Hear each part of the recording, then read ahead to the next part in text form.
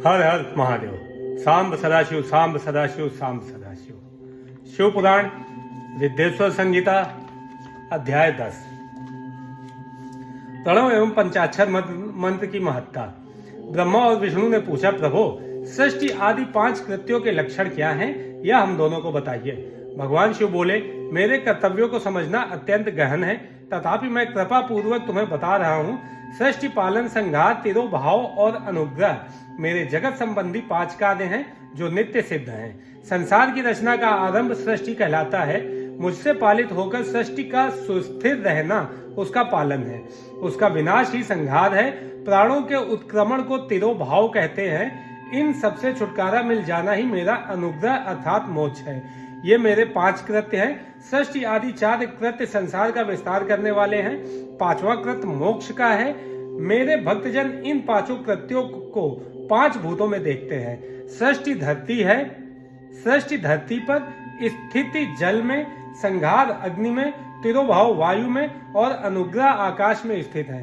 पृथ्वी से सबकी सृष्टि होती है, जल से वृद्धि होती है, आग सबको जला देती है, वायु एक स्थान से दूसरे स्थान पर ले जाती है और आकाश सबको अनुग्रहित करता है। इन 5 कृत्यों का भार वहन करने के लिए मेरे 5 मुख हैं। 4 दिशाओं में 4 मुख और इनके बीच में 5वां मुख है। पुत्रों, तुम दोनों ने मुझे तपस्या से प्रसन्न कर सृष्टि और पालन 2 कार्य प्राप्त किए हैं। इसी प्रकार मेरी विभूति स्वरूप रुद्र और महेश्वर ने संहार और तिरोभाव कार्य मुझसे प्राप्त किए हैं, परंतु मोक्ष मैं स्वयं प्रदान करता हूँ। मैंने पूर्व काल में अपने स्वरूप भूत मंत्र का उपदेश किया है, जो ओंकार रूप में प्रसिद्ध है। यह मंगलकारी मंत्र है। सर्वप्रथम मेरे मुख से ओंकार प्रकट हुआ, जो मेरे स्वरूप का बोध कराता है। इसका स्मरण निरंतर करने से मेरा ही सदा स्मरण होता है।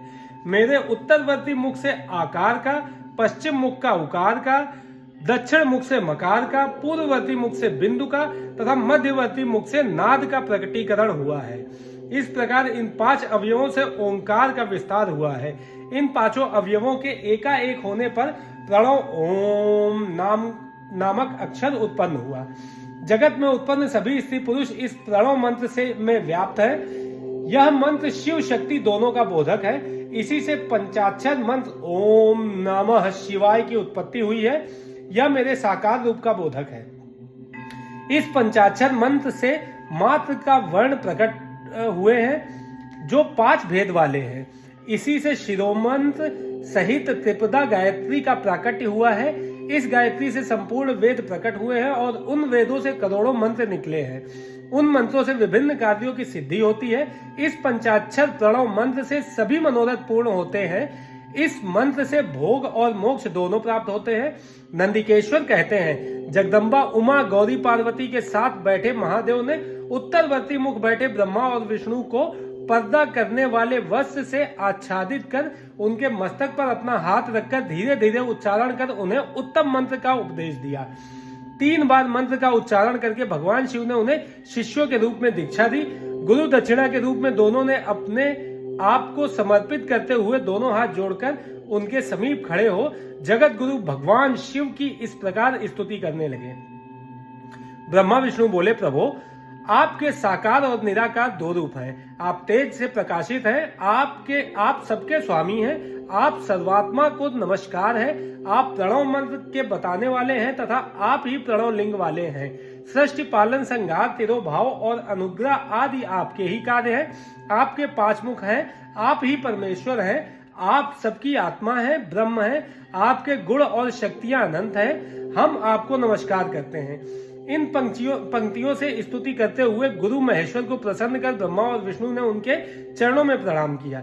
महेश्वर बोले, आद्रा नक्षत्र में चतुर्दशी को यदि इस प्रणव मंत्र का जाप किया जाए तो यह अक्षय फल देने वाला है।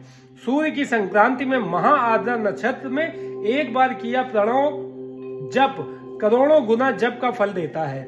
मृगशिरा नक्षत्र का अंतिम भाग तथा पुनर्वसु का शुरू का भाग पूजा, होम और तर्पण के लिए सदा आद्रा के समान ही है। मेरे लिंग का दर्शन प्रातः काल अर्थात मध्याह्न से पूर्व काल में करना चाहिए। मेरे दर्शन पूजन के लिए चतुर्दशी तिथि उत्तम है। पूजा करने वालों के लिए मेरी मूर्ति और लिंग दोनों समान है। फिर भी मूर्ति की अपेक्षा लिंग का स्थान ऊंचा है, इसलिए मनुष्यों को शिवलिंग का ही पूजन करना चाहिए। लिंग का ओम मंत्र से और मूर्ति का पंचाक्षर मंत्र से पूजन करना चाहिए। शिवलिंग की स्वयं स्थापना करके या दूसरों से स्थापना करवाकर उत्तम द्रव्यों से पूजा करने से मेरा पद सुलभ होता है। इस प्रकार दोनों शिष्यों को उपदेश देकर भगवान शिव अंतर्धान हो गए। हर हर महादेव, सांब सदाशिव, सांब सदाशिव। 11वां अध्याय, शिवलिंग की स्थापना और पूजन विधि का वर्णन। ऋषियों ने पूछा, सूत जी, शिवलिंग की स्थापना कैसे करनी चाहिए तथा उसकी पूजा कैसे, किस काल में तथा किस द्रव्य द्वारा करनी चाहिए? सूत जी ने कहा, महर्षियों, मैं तुम लोगों के लिए इस विषय का वर्णन करता हूँ, इसे ध्यान से सुनो और समझो। अनुकूल एवं शुभ समय में किसी पवित्र तीर्थ में, नदी के तट पर, ऐसी जगह पर शिवलिंग की स्थापना करनी चाहिए जहाँ रोज पूजन कर सकें। पार्थिव द्रव्य से, जलमय द्रव्य से अथवा तेजस द्रव्य से पूजन करने से उपासक को पूजन का पूरा फल प्राप्त होता है। शुभ लक्षणों में पूजा करने पर यह तुरंत फल देने वाला चल प्रतिष्ठा के लिए छोटा शिवलिंग श्रेष्ठ माना जाता है। अचल प्रतिष्ठा हेतु बड़ा शिवलिंग अच्छा होता है। शिवलिंग की पीठ सहित स्थापना करनी चाहिए। शिवलिंग की पीठ गोल, चौकोर, त्रिकोण अथवा खाट के पाए की भांति ऊपर नीचे मोटा और बीच में पतला होना चाहिए। ऐसा लिंग पीठ महान फल देने वाला होता है। पहले मिट्टी अथवा लोहे से शिवलिंग का निर्माण करना चाहिए। जिस द्रव्य से लिंग का निर्माण हो उसी से उसका पीठ बनाना चाहिए। यही अचल प्रतिष्ठा वाले शिवलिंग की विशेषता है। चल प्रतिष्ठा वाले शिवलिंग में लिंग व प्रतिष्ठा एक ही तत्व से बनानी चाहिए। लिंग की लंबाई स्थापना करने वाले मनुष्य के 12 अंगुल के बराबर होनी चाहिए। इससे कम होने पर फल भी कम प्राप्त होता है, परंतु 12 अंगुल से लंबाई अधिक भी हो सकती है। चल लिंग में लंबाई स्थापना करने वाले के 1 अंगुल के बराबर होनी चाहिए, उससे कम नहीं। यजमान को चाहिए कि पहले वह शिल्प शास्त्र के अनुसार देवालय बनवाए तथा उसमें सभी देवगणों की मूर्ति स्थापित करे। देवालय का गर्भगृह सुंदर, सुदृढ़ और स्वच्छ होना चाहिए। उसमें पूर्व और पश्चिम में 2 मुख्य द्वार हों।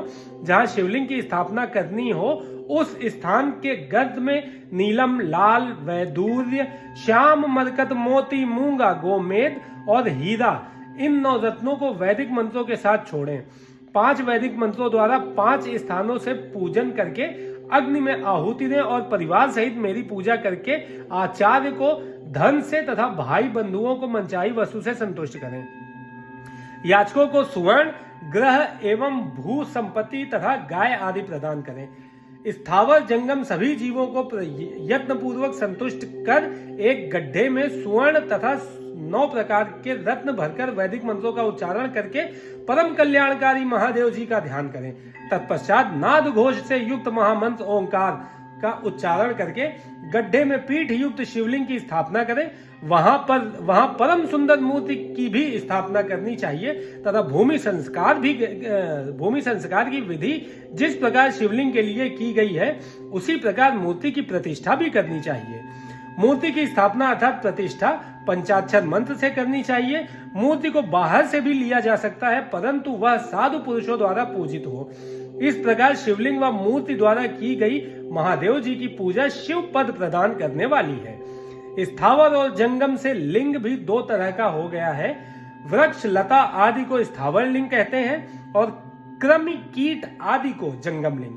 स्थावर लिंग को सींचना चाहिए और जंगम लिंग को आहार एवं जल देकर तृप्त करना चाहिए। यो चराचर जीवों को भगवान शंकर का प्रतीक मानकर उनका पूजन करना चाहिए। इस तरह महालिंग की स्थापना करके विविध उपचारों द्वारा उसका रोज पूजन करें तथा देवालय के पास ध्वजारोहण करें। शिवलिंग साक्षात शिव का पद प्रदान करने वाला है। आवाहन, आसन, अर्घ्य, पाद्य, पाद्यांग, आचमन, स्नान, वस्त्र, यज्ञोपवीत, गंध, पुष्प, धूप, दीप, नैवेद्य, तांबुल, समर्पण, नीराजन, नमस्कार और विसर्जन से 16 उपचार हैं।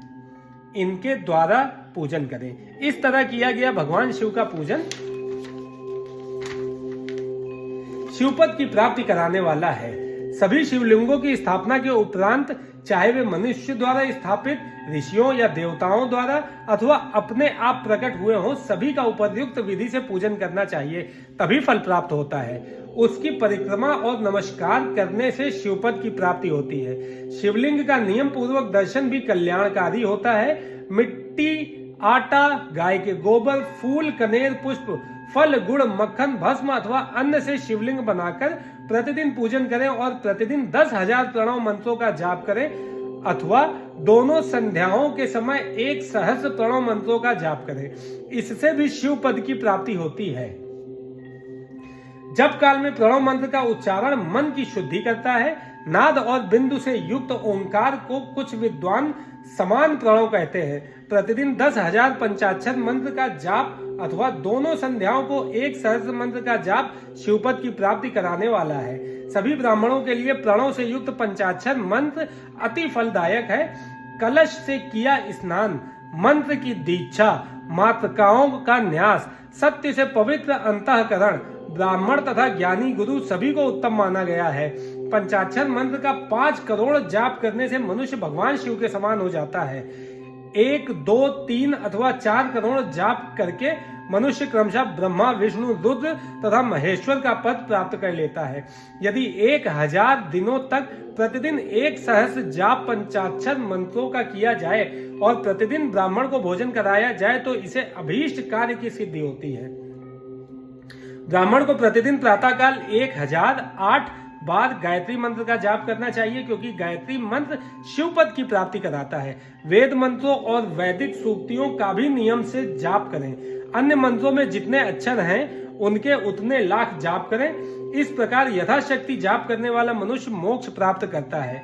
अपनी पसंद से कोई एक मंत्र अपनाकर प्रतिदिन उसका जाप करें अथवा ओम का नित्य 1 सहस्त्र जाप करें। ऐसा करने से संपूर्ण मनोरथों की सिद्धि होती है। जो मनुष्य भगवान शिव के लिए फुलवाड़ी या बगीचे लगाता है तथा शिव मंदिर में झाड़ने बुहारने का सेवा कार्य करता है, ऐसे शिव भक्त को पुण्य कर्म की प्राप्ति होती है और अंत समय में भगवान शिव उसे मोक्ष प्रदान करते हैं। काशी में निवास करने से भी योग और मोक्ष की प्राप्ति होती है। इसलिए आमरण भगवान शिव के क्षेत्र में निवास करना चाहिए। उस क्षेत्र में स्थित बावड़ी, तालाब, कुआं और पोखर को शिवलिंग समझकर वहां स्नान, दान और जाप करके मनुष्य भगवान शिव को प्राप्त कर लेता है। जो मनुष्य शिव के क्षेत्र में अपने किसी मृत संबंधी का दाह, दशाह, मासिक श्राद्ध अथवा वार्षिक श्राद्ध करता है अथवा अपने पितरों को पिंड देता है, वह तत्काल सभी पापों से मुक्त हो जाता है और अंत में शिवपद प्राप्त करता है। लोक में अपने वर्ण के अनुसार आचरण करने व सदाचार का पालन करने से शिव पद की प्राप्ति होती है। निष्काम भाव से किया गया कार्य अभीष्ट फल देने वाला एवं शिव पद प्रदान करने वाला होता है। दिन के प्रातः, मध्याह्न और साय 3 विभाग होते हैं। इनमें सभी को एक एक प्रकार के कर्म का प्रतिपादन करना चाहिए। प्रातः काल रोजाना दैनिक शास्त्र कर्म, मध्याह्न सकार्म कर्म तथा सायकाल शांति कर्म के लिए पूजन करना चाहिए। इसी प्रकार रात्रि में 4 प्रहर होते हैं। उनमें से बीच के 2 प्रहर निश्चित काल कहलाते हैं। इसी काल में पूजा करनी चाहिए, क्योंकि यह पूजा अभीष्ट फल देने वाली है। कलयुग में कर्म द्वारा ही फल की सिद्धि होगी। इस प्रकार विधि पूर्वक और समयानुसार भगवान शिव का पूजन करने वाले मनुष्य को अपने कर्मों का पूरा फल मिलता है। ऋषियों ने कहा, सूत जी, ऐसे पुण्य क्षेत्र कौन कौन से हैं जिनका आश्रय लेकर सभी स्त्री पुरुष शिव पद को प्राप्त कर लें? कृपया कर हमें बताइए। हर हर महादेव। 12वां अध्याय, मोक्षदायक पुण्य क्षेत्रों का वर्णन। सूत जी बोले, हे विद्वान और बुद्धिमान महर्षियों, मैं मोक्ष देने वाले शिव क्षेत्रों का वर्णन कर रहा हूँ। पर्वत, वन और काननों सहित इस पृथ्वी का विस्तार 50 करोड़ योजन है। भगवान शिव की इच्छा से पृथ्वी ने सभी को धारण किया है। भगवान शिव ने भूतल पर विभिन्न स्थानों पर वहां के प्राणियों को मोक्ष देने के लिए शिव क्षेत्र का निर्माण किया है। कुछ क्षेत्रों को देवताओं और ऋषियों ने अपना निवास स्थान बनाया है, इसलिए उसमें तीर्थत्व प्रकट हो गया है। बहुत से तीर्थ ऐसे हैं जो स्वयं प्रकट हुए हैं। तीर्थ क्षेत्र में जाने पर मनुष्य को सदा स्नान, दान और जाप करना चाहिए, अन्यथा मनुष्य रोग, गरीबी तथा मूर्खता आदि दोषों का भागी हो जाता है। जो मनुष्य अपने देश में मृत्यु को प्राप्त होता है वह इस पुण्य के फल से दोबारा मनुष्य योनि प्राप्त करता है, परंतु पापी मनुष्य दुर्गति को ही प्राप्त करता है। हे ब्राह्मणों, पुण्य क्षेत्र में किया गया पाप कर्म अधिक दृढ़ हो जाता है, अतः पुण्य क्षेत्र में निवास करते समय पाप कर्म करने से बचना चाहिए। सिंधु और सतलुज नदी के तट पर बहुत से पुण्य क्षेत्र हैं। सरस्वती नदी परम पवित्र और 60 मुख वाली है, अर्थात उसकी 60 धाराएं हैं। इन धाराओं के तट पर निवास करने से परम पद की प्राप्ति होती है। हिमालय से निकली हुई पुण्य सलीला गंगा 100 मुख वाली नदी है। इसके तट पर काशी, प्रयाग आदि पुण्य क्षेत्र हैं। मकर राशि में सूर्य होने पर गंगा की तटभूमि अधिक प्रशस्त और पुण्यदायक हो जाती है। सोनप्रद नदी की 10 धाराएं हैं। बृहस्पति के मकर राशि में आने पर यह अत्यंत पवित्र तथा अभीष्ट फल देने वाली है। इस समय यहाँ स्नान और उपवास करने से विनायक पद की प्राप्ति होती है। पुण्य सलीला महानदी नर्मदा के 24 मुख हैं। इसमें स्नान करके तट पर निवास करने से मनुष्य को वैष्णव पद की प्राप्ति होती है। तमसा के 12 तथा रेवा के 10 मुख है। परम पुण्यमयी गोदावरी के 21 मुख है। यह ब्रह्म हत्या तथा गोवध पाप का नाश करने वाली एवं रुद्र लोक देने वाली है। कृष्ण वेणी नदी समस्त पापों का नाश करने वाली है। इसके 18 मुख है तथा विष्णु लोक प्रदान करने वाली है। तुंगभद्रा 10 मुख वाली है एवं ब्रह्म लोक देने वाली है। सुवर्ण मुखरी के 9 मुख है। ब्रह्मलोक से लौटे जीव इसी नदी के तट पर जन्म लेते हैं। सरस्वती नदी, पंपा सरोवर, कन्याकुमारी, अंतर्दीप तथा शुभ कारक श्वेत नदी सभी पुण्य क्षेत्र हैं। इनके तट पर निवास करने से इंद्रलोक की प्राप्ति होती है। महानदी कावेरी परम पुण्यमयी है। इसके 27 मुख है। यह संपूर्ण अभीष्ट वस्तुओं को देने वाली है। इसके तट ब्रह्मा विष्णु का पद देने वाले हैं। कावेरी के जो तट शैव क्षेत्र के अंतर्गत हैं, वे अभीष्ट फल तथा शिव लोक प्रदान करने वाले हैं। नैमिषारण्य तथा बदरिकाश्रम में सूर्य और बृहस्पति के मेष राशि में आने पर स्नान और पूजन करने से ब्रह्मलोक की प्राप्ति होती है। सिंह और कर्क राशि में सूर्य की संक्रांति होने पर सिंधु नदी में किया स्नान तथा केदार तीर्थ के जल का पान एवं स्नान ज्ञानदायक माना जाता है। बृहस्पति के सिंह राशि में स्थित होने पर भाद्र मास में गोदावरी के जल में स्नान करने से शिवलोक की प्राप्ति होती है, ऐसा स्वयं भगवान शिव ने कहा था। सूर्य और बृहस्पति के कन्या राशि में स्थित होने पर यमुना और सोनभद्र में स्नान से धर्मराज और गणेश लोक में महान भोग की प्राप्ति होती है, ऐसी महर्षियों की मान्यता है। सूर्य और बृहस्पति के तुला राशि में होने पर कावेरी नदी में स्नान करने से भगवान विष्णु के वचन की महिमा से अभीष्ट फल की प्राप्ति होती है। मार्गशीर्ष माह में सूर्य और बृहस्पति के वृश्चिक राशि में आने पर नर्मदा में स्नान करने से विष्णु पद की प्राप्ति होती है। सूर्य और बृहस्पति के धनु राशि में होने पर सुवर्ण मुखरी नदी में किया स्नान शिवलोक प्रदान करने वाला है। मकर राशि में सूर्य और बृहस्पति के माघ मास में होने पर गंगा जी में किया गया स्नान शिवलोक प्रदान कराने वाला है। शिवलोक के पश्चात ब्रह्मा और विष्णु के स्थानों में सुख भोग कर अंत में मनुष्य को ज्ञान की प्राप्ति होती है। माघ मास में सूर्य के कुंभ राशि में होने पर फाल्गुन मास में गंगा तट पर किया श्राद्ध, पिंडदान अथवा तिलोदक दान पिता और नाना दोनों कुलों के पितरों की अनेकों पीढ़ियों का उद्धार करने वाला है। गंगा व कावेरी नदी का आश्रय लेकर तीर्थवास करने से पाप का नाश होता है। ताम्रपर्णी और वेगवती नदियां ब्रह्मलोक की प्राप्ति रूप फल देने वाली हैं। इनके तट पर स्वर्गदायक क्षेत्र हैं। इन नदियों के मध्य में बहुत से पुण्य क्षेत्र हैं। यहाँ निवास करने वाला मनुष्य अभीष्ट फल का भागी होता है। सदाचार, उत्तम वृत्ति तथा सद्भावना के साथ मन में दया भाव रखते हुए विद्वान पुरुष को तीर्थ में निवास करना चाहिए, अन्यथा उसे फल नहीं मिलता। पुण्य क्षेत्र में जीवन बिताने का निश्चय करने पर तथा वास करने पर पहले का सारा पाप तत्काल नष्ट हो जाएगा, क्योंकि पुण्य को ऐश्वर्यदायक कहा जाता है। हे ब्राह्मणों, तीर्थ में वास करने पर उत्पन्न पुण्य कायिक, वाचिक और मानसिक सभी पापों का नाश कर देता है। तीर्थ में किया मानसिक पाप कई कल्पों तक पीछा नहीं छोड़ता। यह केवल ध्यान से ही नष्ट होता है। वाचिक पाप जाप से तथा कायिक पाप शरीर को सुखाने जैसे कठोर तप से नष्ट होता है। अतः सुख चाहने वाले पुरुष को देवताओं की पूजा करते हुए, ब्राह्मणों को दान देते हुए पाप से बचकर ही तीर्थ में निवास करना चाहिए। हर हर महादेव। सांब सदाशिव, सांब सदाशिव।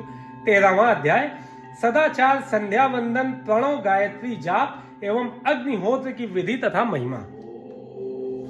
ऋषियों ने कहा, सूत जी, आप हमें वह सदाचार सुनाइए जिससे विद्वान पुरुष पुण्य लोकों पर विजय पाता है। स्वर्ग प्रदान करने वाले धर्ममय तथा नरक का कष्ट देने वाले अधर्ममय आचारों का वर्णन कीजिए। सूत जी बोले, सदाचार का पालन करने वाला मनुष्य ही ब्राह्मण कहलाने का अधिकारी है। वेदों के अनुसार आचार का पालन करने वाले एवं वेद के अभ्यासी ब्राह्मण को विप्र कहते हैं। सदाचार, वेदाचार तथा विद्या गुणों से युक्त होने पर उसे द्विज कहते हैं। वेदों का कम आचार तथा कम अध्ययन करने वाले एवं राजा के पुरोहित अथवा सेवक ब्राह्मण को क्षत्रिय ब्राह्मण कहते हैं। जो ब्राह्मण कृषि या वाणिज्य कर्म करने वाला है तथा ब्राह्मणोचित आचार का भी पालन करता है, वह वैश्य ब्राह्मण है तथा स्वयं खेत जोतने वाला शूद्र ब्राह्मण कहलाता है। जो दूसरों के दोष देखने वाला तथा परद्रोही है, उसे चांडाल द्विज कहते हैं। क्षत्रियों में जो पृथ्वी का पालन करता है वह राजा है तथा अन्य मनुष्य राजत्वहीन क्षत्रिय माने जाते हैं। जो धान्य आदि वस्तुओं का क्रय विक्रय करता है वह वैश्य कहलाता है। दूसरों को वाणिक कहते हैं। जो ब्राह्मणों, क्षत्रियों और वैश्यों की सेवा में लगा रहता है शूद्र कहलाता है। जो शूद्र हल जोतता है उसे वृषल समझना चाहिए। इन सभी वर्णों के मनुष्यों को चाहिए कि वे ब्रह्म मुहूर्त में उठकर पूर्व की ओर मुख करके देवताओं का, धर्म का, अर्थ का, उसकी प्राप्ति के लिए उठाए जाने वाले क्लेशों का तथा आय और व्यय का चिंतन करें। रात के अंतिम प्रहर के मध्य भाग में मनुष्य को उठकर मल मूत्र त्याग करना चाहिए। घर से बाहर शरीर को ढककर जाकर उत्तराभिमुख होकर मल मूत्र का त्याग करें। जल, अग्नि, ब्राह्मण तथा देवताओं का स्थान बचाकर बैठे। उठने पर उस ओर न देखें। हाथ पैरों की शुद्धि करके 8 बार कुल्ला करें। किसी वृक्ष के पत्ते से दातून करें। दातून करते समय तर्जनी उंगली का उपयोग नहीं करना चाहिए। तदंतर जल संबंधी देवताओं को नमस्कार कर मंत्र पाठ करते हुए जलाशय में स्नान करें। यदि कंठ तक या कमर तक पानी में खड़े होने की शक्ति ना हो तो घुटने तक जल में खड़े होकर ऊपर जल छिड़क कर मंत्रोच्चारण करते हुए स्नान कर तर्पण करें। इसके उपरांत वस्त्र धारण कर उत्तरी भी धारण करें। नदी अथवा तीर्थ में स्नान करने पर उतारे हुए वस्त्र वहां न धोएं। उसे किसी कुएं, बावड़ी अथवा घर में ले जाकर धोएं। कपड़ों को निचोड़ने से जो जल गिरता है वह एक श्रेणी के पितरों की तृप्ति के लिए होता है। इसके बाद जाबाली उपनिषद में बताए गए मंत्र से भस्म लेकर लगाएं। इस विधि का पालन करने से पूर्व यदि भस्म गिर जाए तो गिराने वाला मनुष्य नरक में जाता है। आपोहिष्ठा मंत्र से पाप शांति के लिए सिर पर जल छिड़ककर यस्य क्षयाय मंत्र पढ़कर पैर पर जल छिड़कें। आपोहिष्ठा में 3 ऋचाएं हैं। पहली ऋचा का पाठ कर पैर, मस्तक और हृदय में जल छिड़कें। दूसरी ऋचा का पाठ कर मस्तक, हृदय और पैर पर जल छिड़कें और तीसरी ऋचा का पाठ करके हृदय, मस्तक और पैर पर जल छिड़कें। इस प्रकार के स्नान को मंत्र स्नान कहते हैं। किसी अपवित्र वस्तु से स्पर्श हो जाने पर, स्वास्थ्य ठीक न रहने पर, यात्रा में या जल उपलब्ध न होने की दशा में मंत्र स्नान करना चाहिए। प्रातः काल की संध्योपासना में गायत्री मंत्र का जाप करके 3 बार सूर्य को अर्घ्य दें। मध्याह्न में गायत्री मंत्र का उच्चारण कर सूर्य को एक ही अर्घ्य देना चाहिए। सायकाल में पश्चिम की ओर मुख करके पृथ्वी पर ही सूर्य को अर्घ्य दे। सायकाल में सूर्यास्त से 2 घड़ी पहले की गई संध्या का कोई महत्व नहीं होता। ठीक समय पर ही संध्या करनी चाहिए। यदि संध्योपासना किए बिना 1 दिन बीत जाए तो उसके प्रायश्चित हेतु अगली संध्या के समय 100 गायत्री मंत्रों का जाप करें। 10 दिन छूटने पर 1 लाख तथा 1 माह छूटने पर अपना उपनयन संस्कार कराएं। अर्थ सिद्धि के लिए ईश, गौरी, कार्तिकेय, विष्णु, ब्रह्मा, चंद्रमा और यम व अन्य देवताओं का शुद्ध जल से तर्पण करें। तीर्थ के दक्षिण में मंत्रालय में, देवालय में अथवा घर में आसन पर बैठकर अपनी बुद्धि को स्थिर कर देवताओं को नमस्कार कर प्रणव मंत्र का जाप करने के पश्चात गायत्री मंत्र का जाप करें। प्रणव के आ, उ और मा तीनों अक्षरों में जीव और ब्रह्मा की एकता का प्रतिपादन होता है।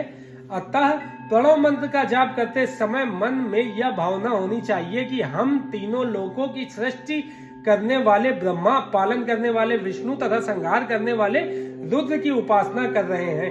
यह ब्रह्म स्वरूप ओंकार हमारी कामेंद्रियों, ज्ञानेंद्रियों, मन की वृत्तियों तथा बुद्धि वृत्तियों को सदा भोग और मोक्ष प्रदान करने वाले धर्म एवं ज्ञान की ओर प्रेरित करे।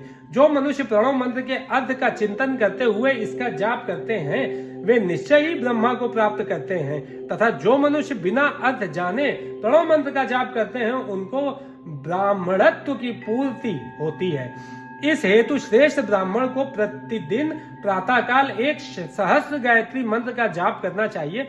मध्याह्न में 100 बार तथा साय में 28 बार जाप करें। अन्य वर्णों के मनुष्यों को सामर्थ्य के अनुसार जाप करना चाहिए। हमारे शरीर के भीतर मूलाधार, स्वाधिष्ठान, मणिपुर, अनाहत, आज्ञा और सहस्त्रार नामक 6 चक्र हैं। इन चक्रों में क्रमशः विद्येश्वर, ब्रह्मा, विष्णु, ईश, जीवात्मा और परमेश्वर स्थित हैं। सद्भावना पूर्वक श्वास के साथ सोहम का जाप करें। फिर से सुनिए, सद्भावना पूर्वक श्वास के साथ सोहम का जाप करें। 100 बार किया गया जाप ब्रह्मलोक प्रदान करने वाला है। 100 बार किए जाप से इंद्र पद की प्राप्ति होती है। आत्मरक्षा के लिए मनुष्य अल्प मात्रा में इसका जाप करता है, वह ब्राह्मण कुल में जन्म लेता है। 12 लाख गायत्री मंत्र का जाप करने वाला मनुष्य ब्राह्मण कहलाता है। जिस ब्राह्मण ने 1 लाख गायत्री मंत्र का जाप भी ना किया हो उसे वैदिक कार्यों में ना लगाए। यदि एक दिन उल्लंघन हो जाए तो अगले दिन उसके बदले में उतने अधिक मंत्रों का जाप करना चाहिए। ऐसा करने से दोषों की शांति होती है, धर्म से अर्थ की प्राप्ति होती है, अर्थ से भोग सुलभ होता है, भोग से वैराग्य की संभावना होती है, धर्म पूर्वक उपार्जित धन से भोग प्राप्त होता है, उससे भोगों के प्रति आसक्ति उत्पन्न होती है, मनुष्य धर्म से धन पाता है एवं तपस्याओं से दिव्य रूप प्राप्त करता है। कामनाओं का त्याग करने से अंतःकरण की शुद्धि होती है, उस शुद्धि से ज्ञान का उदय होता है। सतयुग में तप को तथा कलयुग में दान को धर्म का अच्छा साधन माना गया है। सतयुग में ध्यान से, त्रेता में तपस्या से और द्वापर में यज्ञ करने से ज्ञान की सिद्धि होती है, परंतु कलयुग में प्रतिमा की मूर्ति से ज्ञान लाभ होता है। अधर्म हिंसात्मक और दुख देने वाला है, परंतु कलयुग में प्रतिमा की पूजा से ज्ञान लाभ होता है। अधर्म हिंसात्मक और दुख देने वाला है। धर्म से सुख व अभ्युदय की प्राप्ति होती है, दुराचार से दुख तथा सदाचार से सुख मिलता है। अतः भोग और मोक्ष की सिद्धि के लिए धर्म का उपार्जन करना चाहिए। किसी ब्राह्मण को 100 वर्ष के जीवन निर्वाह की सामग्री देने पर ही ब्रह्मलोक की प्राप्ति होती है। 1 सहस्त्र चांद्रायण व्रत का अनुष्ठान ब्रह्मलोक दायक माना जाता है। दान देने वाला पुरुष जिस देवता को सामने रखकर दान करता है, अर्थात जिस देवता को वह दान द्वारा प्रसन्न करना चाहता है, उसी देवता का लोक उसे प्राप्त होता है। धनहीन पुरुष तपस्या कर अक्षय सुख को प्राप्त कर सकते हैं। ब्राह्मण को दान ग्रहण कर तथा यज्ञ करके धन का अर्जन करना चाहिए। क्षत्रिय बाहुबल से तथा वैश्य कृषि एवं गोरक्षा से धन का उपार्जन करे। इस प्रकार न्याय से उपार्जित धन को दान करने से दाता को ज्ञान की सिद्धि प्राप्त होती है एवं ज्ञान से ही मोक्ष की प्राप्ति सुलभ होती है। गृहस्थ मनुष्य को धन, धान्य आदि सभी वस्तुओं का दान करना चाहिए। जिसके अन्न को खाकर मनुष्य कथा श्रवण तथा सत्कर्म का पालन करता है उसका आधा फल दाता को मिलता है। दान लेने वाले मनुष्य को दान में प्राप्त वस्तु का दान तथा तपस्या द्वारा पाप की शुद्धि करनी चाहिए। उसे अपने धन के 3 भाग करने चाहिए, एक धर्म के लिए, दूसरा वृद्धि के लिए और तीसरा उपभोग के लिए।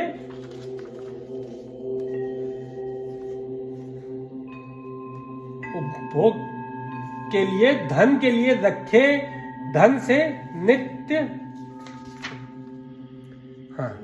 तीसरा उपभोग के लिए, धर्म के लिए रखे धन से नित्य नैमित्तिक और इच्छित कार्य करें। वृद्धि के लिए रखे धन से ऐसा व्यापार करें जिससे धन की प्राप्ति हो तथा उपभोग के लिए धन से पवित्र भोग भोगे। खेती से प्राप्त धन का 10वां भाग दान करें, इससे पाप की शुद्धि होती है। वृद्धि के लिए किए गए व्यापार से प्राप्त धन का 6वां भाग दान देना चाहिए। विद्वान को चाहिए कि वह दूसरों के दोषों का बखान न करे। ब्राह्मण भी दोषवश दूसरों के सुने या देखे हुए छिद्र को कभी प्रकट न करे। विद्वान पुरुष ऐसी बात न कहे जो समस्त प्राणियों के हृदय में रोष पैदा करने वाली हो। दोनों संध्याओं के समय अग्नि को विधि पूर्वक दी हुई आहुति से संतुष्ट करें। चावल, धान्य, घी, फल, कंद तथा हविष्य के द्वारा इस थाली पाक बनाए तथा यथोचित रीति से सूर्य और अग्नि को अर्पित करें। यदि दोनों समय अग्निहोत्र करने में असमर्थ हो तो संध्या के समय जाप और सूर्य की वंदना कर लें। आत्मज्ञान की इच्छा रखने वाले तथा धनी पुरुषों को इसी प्रकार उपासना करनी चाहिए। जो मनुष्य सदा ब्रह्म यज्ञ करते हैं, देवताओं की पूजा, अग्नि पूजा और गुरु पूजा प्रतिदिन करते हैं तथा ब्राह्मणों को भोजन तथा दक्षिणा देते हैं, वे स्वर्ग लोक के भागी होते हैं। हर हर महादेव। सांब सदाशिव, सांब सदाशिव, सांब सदाशिव।